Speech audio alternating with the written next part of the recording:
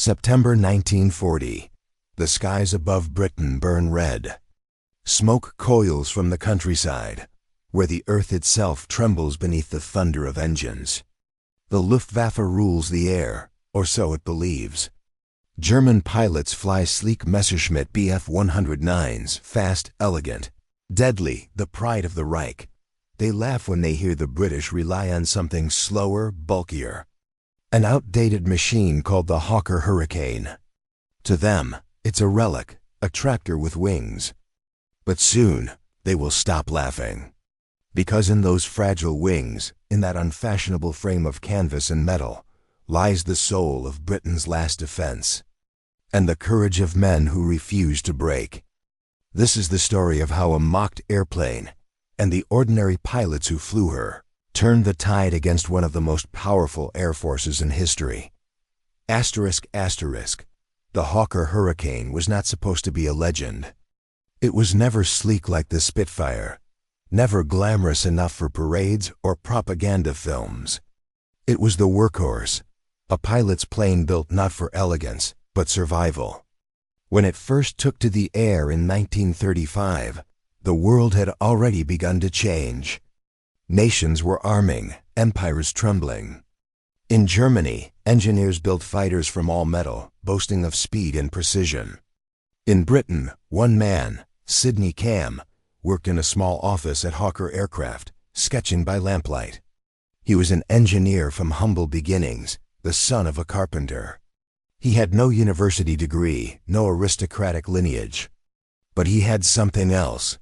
Vision. Camm believed in simplicity, in machines that ordinary men could build, repair, and trust. So he designed a fighter that was rugged, not perfect. It had a steel frame, wooden wings, and fabric stretched tight like the skin of a drum. It wasn't fast on paper. It wasn't pretty. But it could take damage and still fly. Mechanics could patch it up overnight and send it back into battle by dawn. When the British Air Ministry first saw it, they hesitated. Too old-fashioned, they said. Fabric and wood can't stand against steel. But time was running out. War loomed, and the Royal Air Force needed planes, any planes. So they approved the Hurricane, quietly, almost reluctantly. When the first squadrons received their Hurricanes, pilots felt something strange. It didn't look like a killer. Yet when they pulled the stick, the aircraft answered instantly. It felt alive. It turned tighter than the German 109s, danced through clouds like a boxer ducking punches. It wasn't about speed, it was about maneuver, instinct, endurance. Still, when war began, even British pilots joked that the Hurricane would be slaughtered. Newspapers celebrated the Spitfire. Posters and newsreels showed its silver wings and razor nose.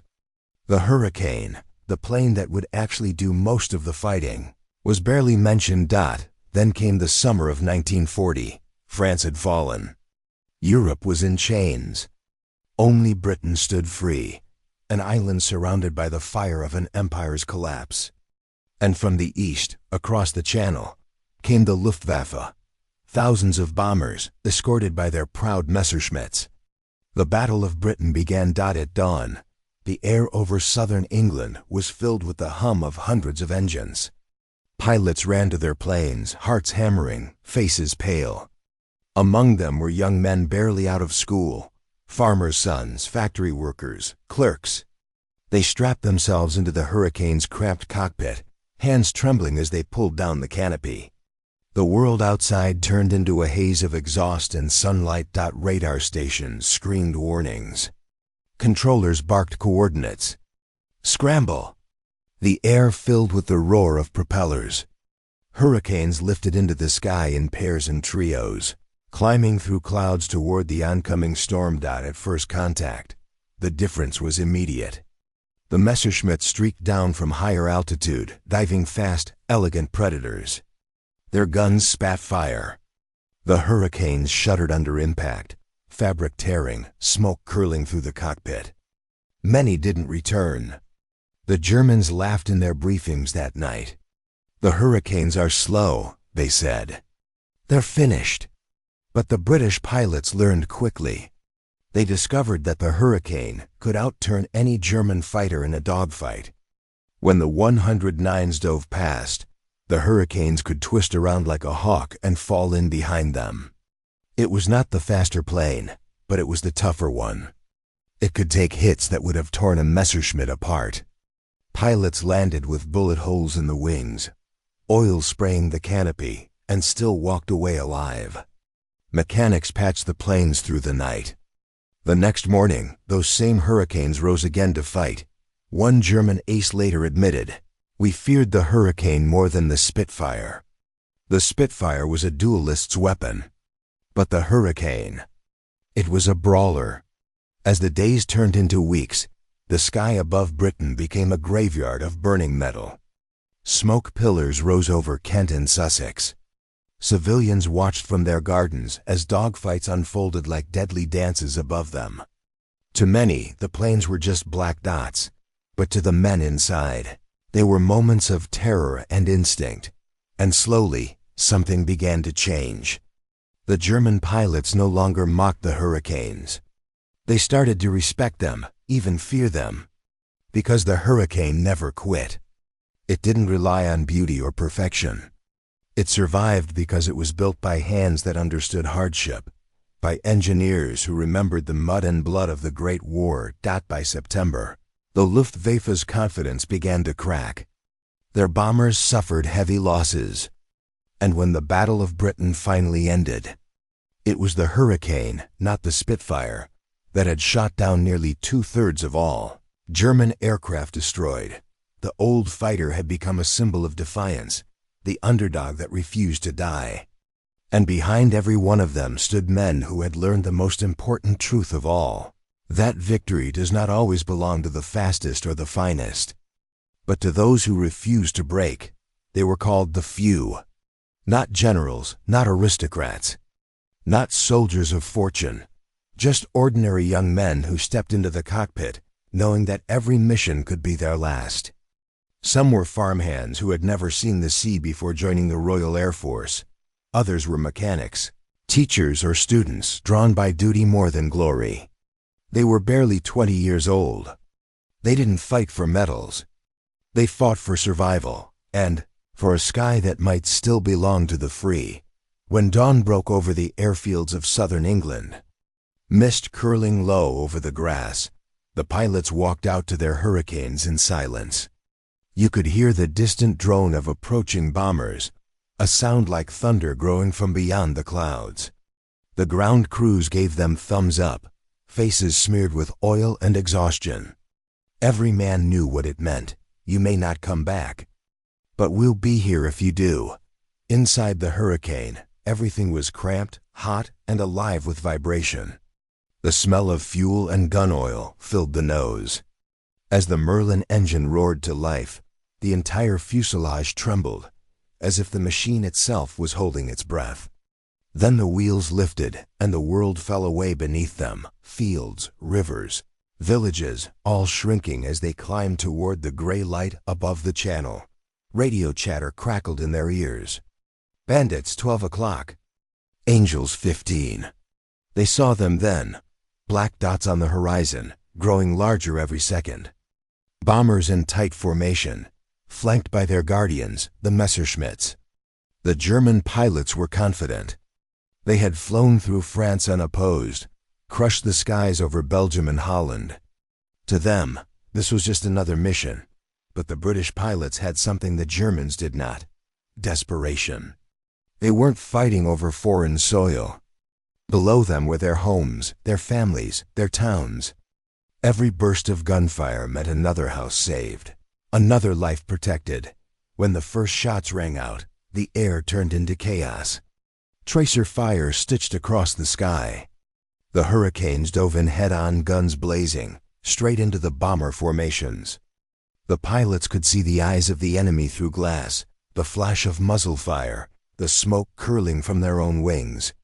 It was madness, but it worked. Bombers fell in flames. Crews bailed out over the sea, and when the Messerschmitts swooped down to retaliate, the Hurricanes turned sharply, rolling beneath their attacks, catching them in deadly crossfire. Many pilots didn't survive long enough to tell their stories. But every one of them made the Germans pay dearly for every inch of sky. One pilot, Flight Sergeant George Onwin, remembered his first combat in a hurricane. "You didn't think," he said later. "You just fought. You aimed, fired, prayed.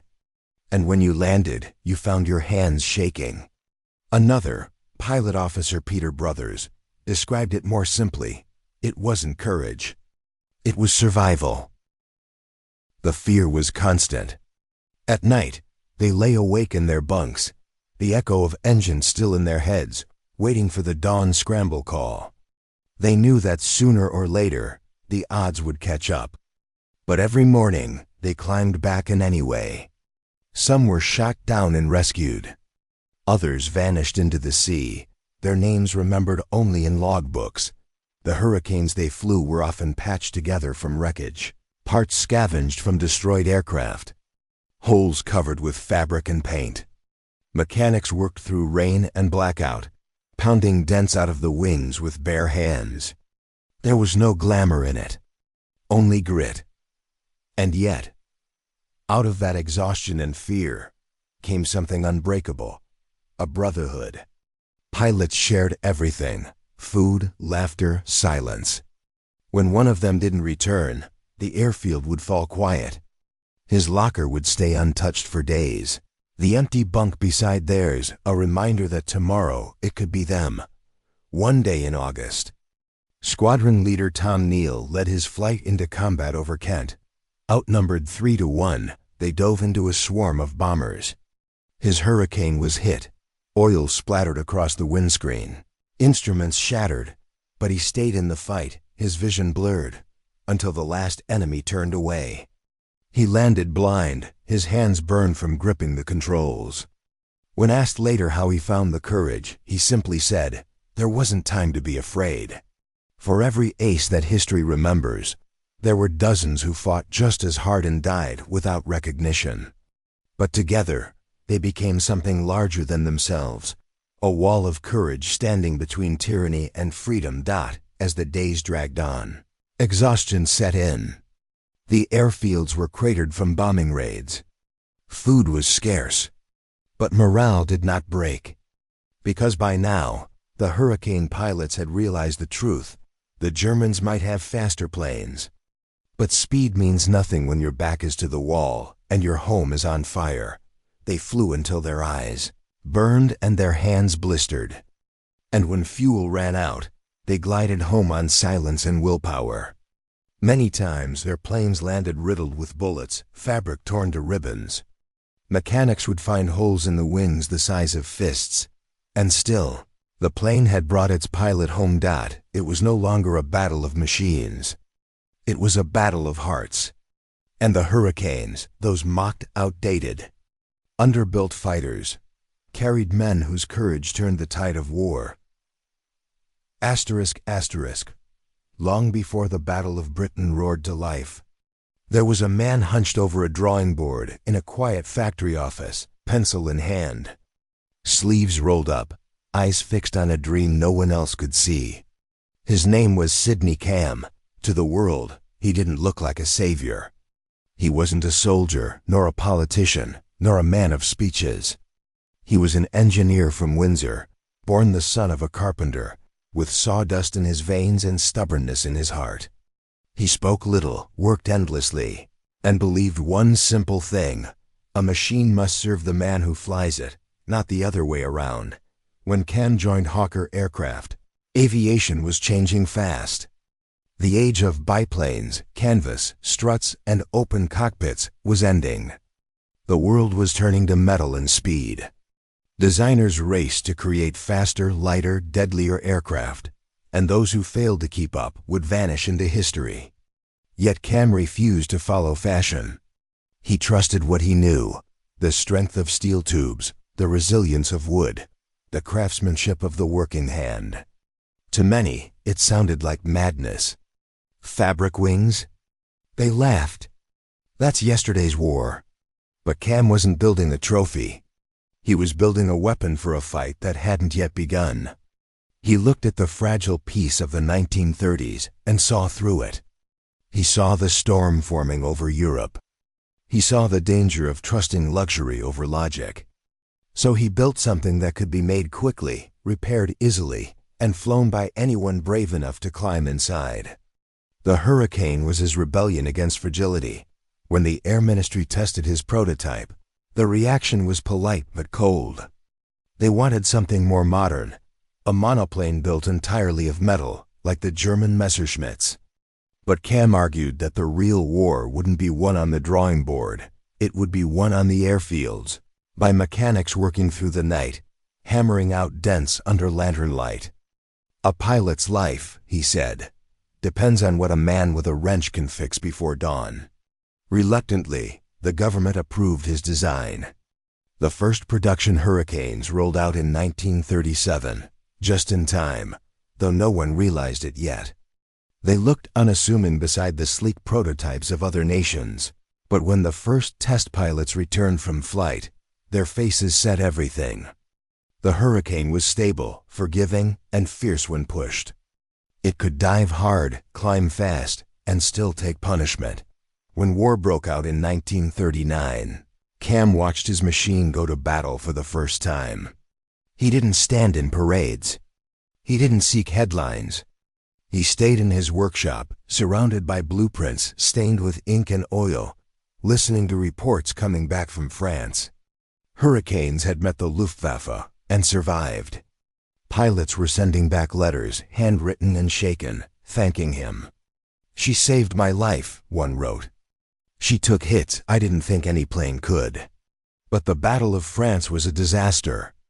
Dozens of Hurricanes were lost on the ground, destroyed before takeoff.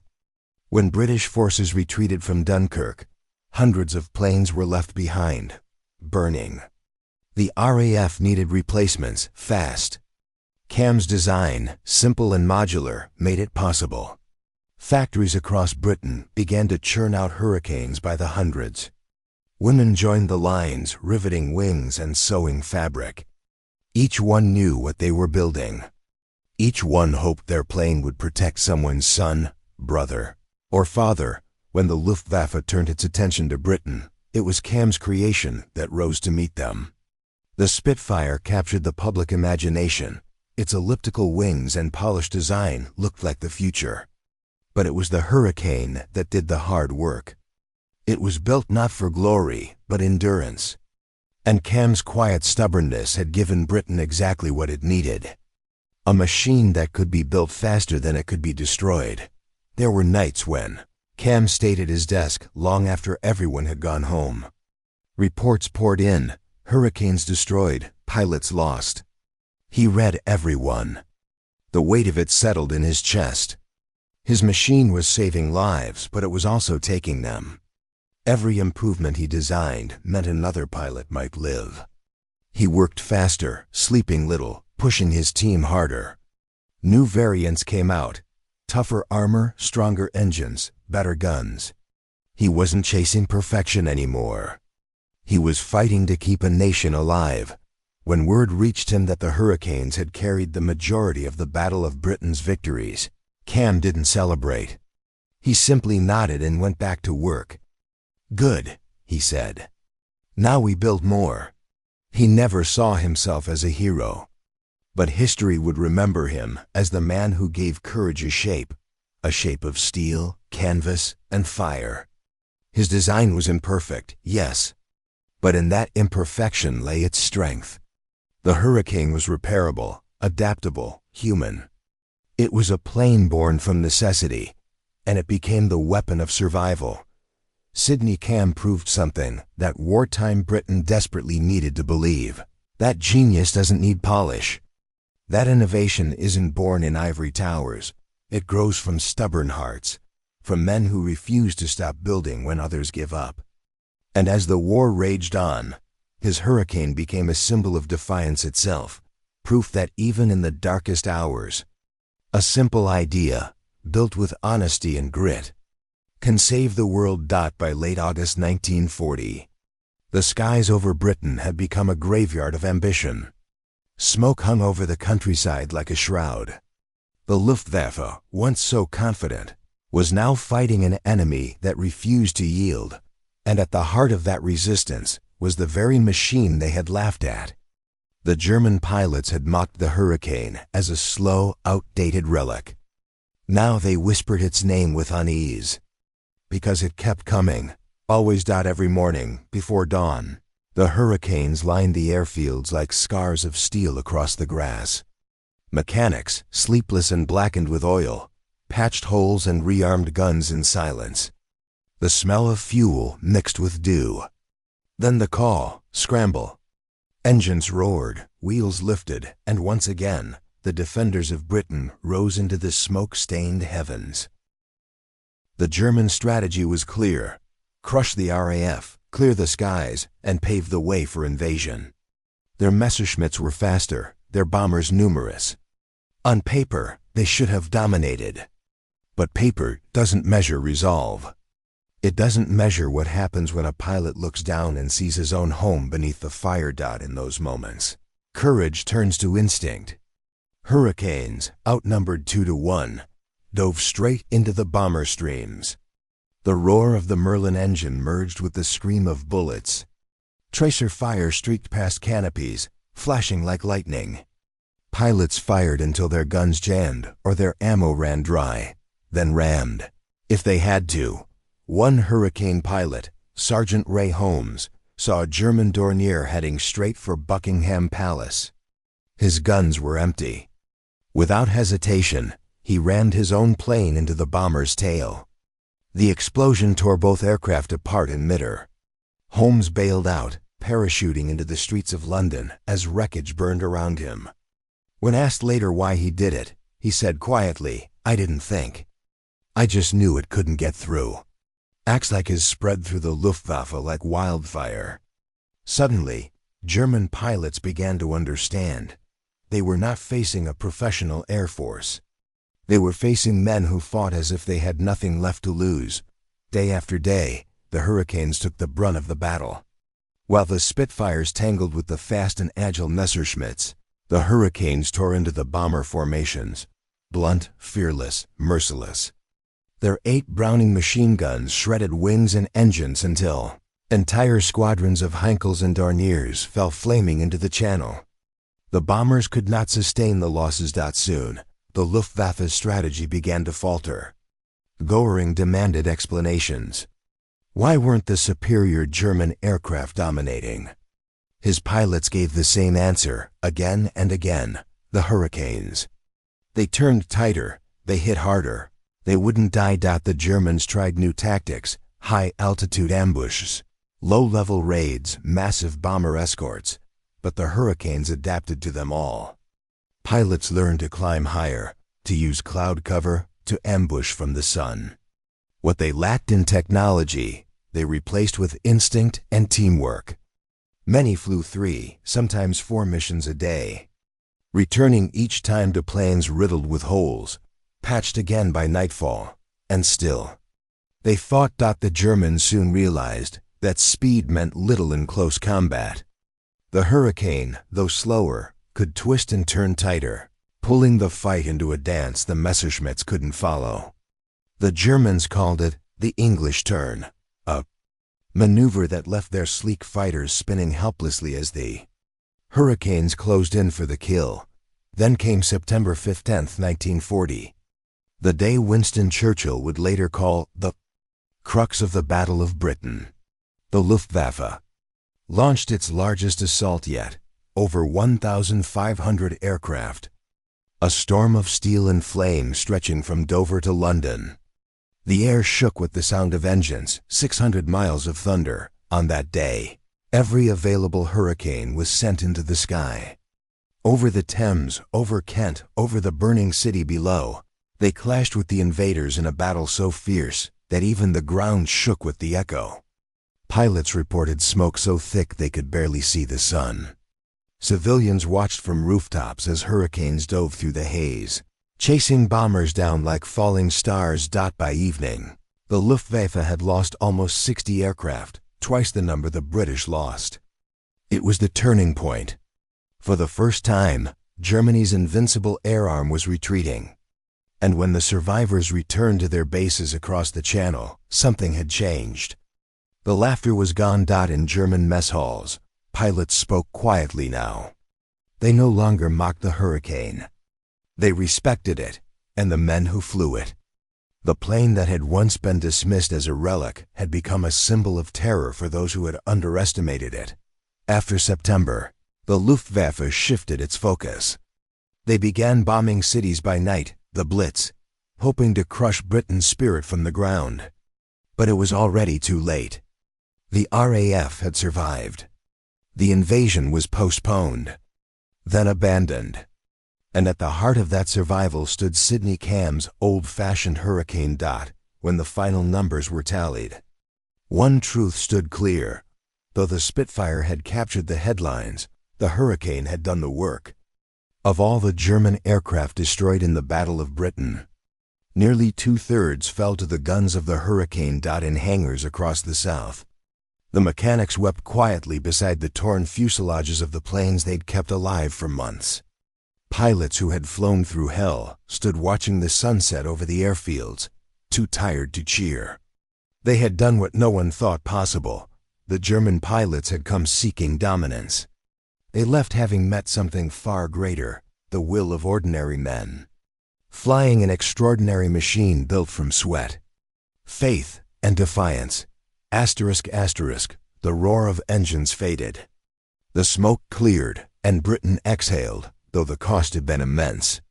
Fields were cratered, towns burned, and thousands of young men lay buried beneath foreign soil or lost to the sea. Yet, amidst the wreckage, one truth endured. The hurricane had survived, and with it, the spirit of a nation. Unlike the Spitfire, which became a symbol of glamour and propaganda, the hurricane remained humble, a workhorse whose contributions were vast but often overlooked. Yet every shot fired, every bomber brought down, every pilot saved by its resilient frame whispered a story of courage and ingenuity that no headline could capture. By the winter of 1940, hurricanes had become a fixture in every squadron across Britain and the Empire. Canadian, Australian, New Zealand, and even Polish pilots flew them, carrying not just bullets and fuel, but the hopes of a world resisting tyranny. The planes were patched and repatched, bearing the scars of battle like medals of honor. Pilots could walk over bombed airfields at night and see them glinting under lantern light, a quiet reminder that ordinary men, armed with courage and machines built with care, could withstand even the greatest storm. The stories of the men who flew them are staggering. Squadron after squadron endured exhaustion, pain, and fear. Pilots flew with burns and broken fingers, flew when their radios failed, flew knowing that each mission might be their last. They learned that survival wasn't about technology alone, but about instinct, grit, and a refusal to surrender. A single hurricane, patched from the night before, could carry a pilot safely home from the edge of annihilation. Every dent, every scorch mark on the fuselage told a story of desperation, of heroism, of unrelenting will. In Sydney Camm, the quiet engineer whose vision had made it all possible, kept working through the war. He refined engines, strengthened wings, added armor, and adapted the design to meet the evolving threats of the Luftwaffe.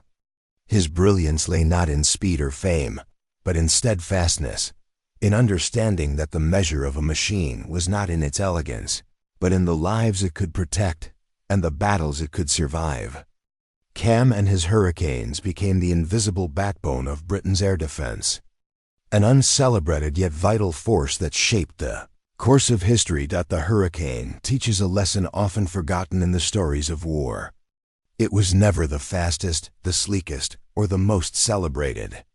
Yet it was the most necessary, the most enduring, and the most human.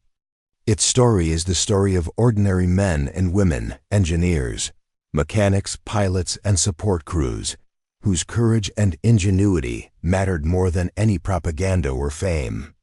They showed that heroism is not always loud, not always visible, but it is always real. In their fear, they found bravery. In their limitations, they found strength. And in a plane that the world had mocked, they found a lifeline for a nation on the brink. The Battle of Britain was won not just in the skies, but in the hearts of those who refused to yield. The hurricane reminds us that greatness is not measured by recognition or beauty, but by resilience, by purpose, and by the quiet, determined hands that dare to make the impossible possible. In every act of courage, in every moment of innovation born from necessity, we see the power of ordinary people to change history, and the enduring truth that sometimes the most unlikely hero can save the day. The sky over Britain may have cleared in 1940, but the echo of those hurricanes, of those pilots, and of one determined engineer remains, a testament that courage, ingenuity, and perseverance will always leave a mark far greater than any headline ever could.